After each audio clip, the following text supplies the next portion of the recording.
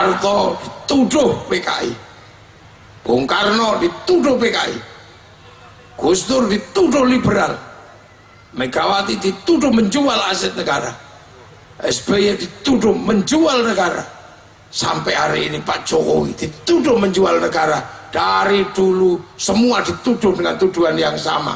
Apakah kamu waras masih mempercayai orang-orang itu? Sampai akhirnya Pilpres ini perang badar. Pilpres itu pesta demokrasi, bukan perang badar. Ini perang badar. Perang badar apa? Sampai ada yang berdoa, kalau tidak kau menangkan kami, aku khawatir tidak ada yang menyembahmu. Dasmu itu. Dan kita bisa lebih senang yang model begitu.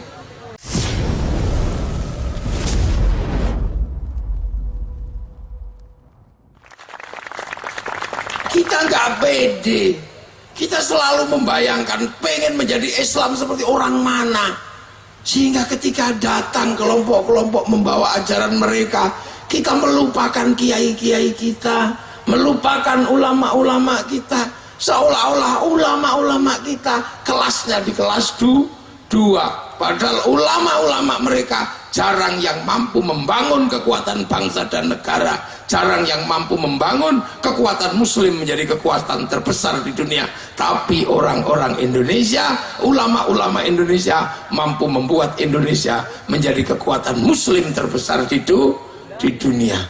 Orang sholat paling banyak Indonesia, masjid paling banyak Indonesia, orang haji paling banyak Indonesia, antrinya sampai 50 tahun. Kita lupa, Samen punya ulama-ulama di kampung-kampung itu yang hebat-hebat, yang mampu membangun persatuan. Makanya sekarang pertemuan sufi dunia di Indonesia, pertemuan ulama-ulama dunia ada di Indonesia, karena mereka mengagumi Indonesia, sementara kita mengagumi bangsa yang lain. Apa enggak geblek ini namanya? Ya gemblung namanya. Kenapa?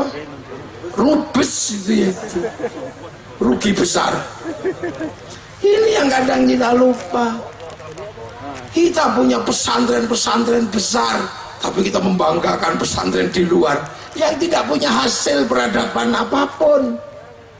Bangsanya tetap nggak maju, negaranya terbelakang, tapi kita selalu membanggakan. Mereka berbicara tentang kekuatan Islam, kebaikan Islam, tapi mereka gagal membangun bangsa dan negara. Ini yang kadang kita ini lupa. Kita ini menjadi bangsa yang nggak pede, bahkan sampai tingkat buah kita nggak pede. Sudah tahu jambu itu lahir di sini, besar di sini, dikencingi anak-anak kita tiap hari. Begitu besar jambu Bangkok. Ayam gede dikit, ayam Bangkok. Yang asli sini tinggal gula Jawa, pedus Jawa.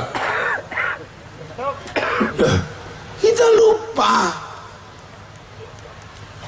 bahwa kita punya segalanya. Kita selalu membayangkan jadi orang lain. Kulit kita coklat, pengen putih kayak orang Eropa. Padahal orang Eropa pengen kulit coklat sama kulit hitam sampai mereka berjemur. Kita jadi korban iklan cantik itu putih, akhirnya kita beli pemutih. Begitu sudah putih beli penghilang koreng. Setelah itu pengen pakai legin, akhirnya beli pelangsing, murahan perutnya sakit. Begitu sudah putih kita pengen kelihatan bagus, pakai baju you can see. Sendalnya kurang tinggi pakai sendal jinjit, rambutnya merah, kacamatanya diubun-ubun, cantiknya luar biasa. Tapi semenjak itu nggak mau lagi ke sawah, nggak mau lagi nyusuin anak, anaknya pasrahkan sapi, sawahnya serahkan sama industri. Kemudian kita habis makan dari situ, akhirnya kita jual diri kita sendiri. Jangan salah sampai ini bangsa. Jadi memahami kemerdekaan adalah memahami betapa nenek moyang kita sanggup mendirikan sebuah bangsa dengan perjuangan yang luar biasa.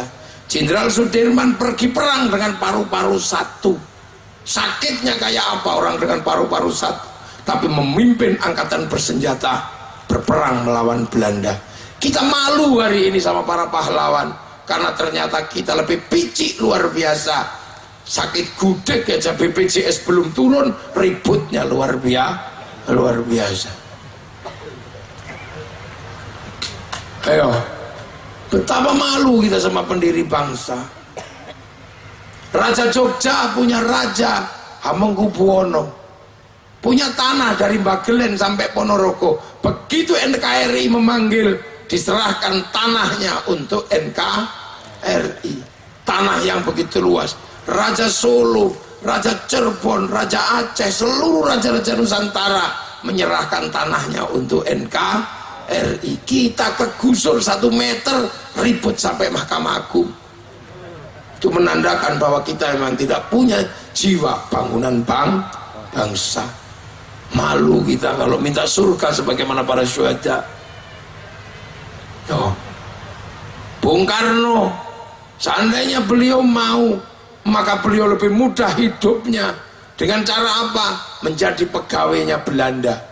Karena Bung Karno orang pinter di zaman itu.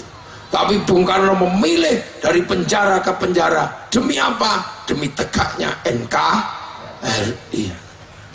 Nah, ini orang-orang dulu. Kita sekarang ya Allah luar biasa.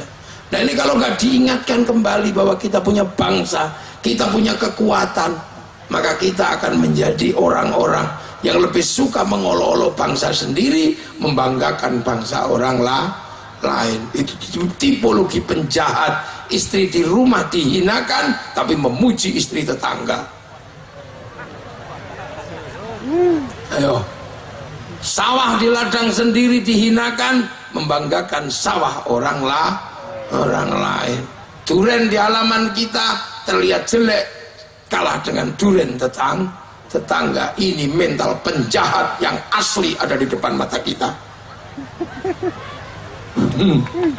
Awal kejahatan yaitu akhirnya nyuri duren tetangga, akhirnya nyuri istri tetangga. Karena apa? Yang ada di depan mata lebih jelek daripada yang ada di punyaan orang lain. Awal kejahatan, sehingga kemudian bangsanya akan dijual kepada bangsa yang lain. Itulah aslinya anak-anak pengkhianat bangsa Indonesia. Menuduh yang lain penjahat, padahal dialah sesungguhnya penjahat itu. Semua dituduh. Pak Harto dituduh PKI, Bung Karno dituduh PKI, Gus Dur dituduh liberal, Megawati dituduh menjual aset negara, SBY dituduh menjual negara, sampai hari ini Pak Jokowi dituduh menjual negara. Dari dulu semua dituduh dengan tuduhan yang sama. Apakah kamu waras masih mempercayai orang-orang itu? Sampai akhirnya Pilpres ini perang badar. Pilpres itu terusannya Pilkades. Di desa, di kabupaten Pilbub, di provinsi Pilgub, tingkat negara Pilpres. Itu pesta demokrasi, bukan perang badar. Itu pesta demokrasi, seneng-seneng. Makanya Pak Polisi, TNI sulit mencari money politik, karena di Indonesia tidak ada money politik. Yang ada adalah uang bensin. Kalau diterima masjid namanya sumbangan, diterima kiai namanya bisyaro. Kita pesta demokrasi itu sampai ini perang badar apa? Sampai ada yang berdoa, kalau tidak kau menangkan kami, aku khawatir tidak ada yang menyembahmu, dasmu itu. Dan kita bisa lebih senang yang model begitu. Akhirnya kita olok-olok TNI, kita olok-olok Polri, yang setiap hari kita menikmati hidup karena kekuatan TNI Polri. Lu jangan salah, ini negara. Kita selalu begitu dari dulu. Duren tetangga lebih bagus. Akhirnya pencuri duren, pencuri istri orang. Itu awal dari kejahatan. Nah, kita selalu, makanya akhir-akhir coba lihat apa saja dijelek-jelekkan. Presiden melakukan ini dijelek-jelekan, negara melakukan ini dijelek-jelekan. Yang menjelek-jelekan itu juga. Kenapa menjelek-jelekan? Karena mereka orang-orang kalah. Coba kalau mereka menang, sama saja. Pasti apa? Berjuang untuk yang terbaik buat bangsa Indonesia.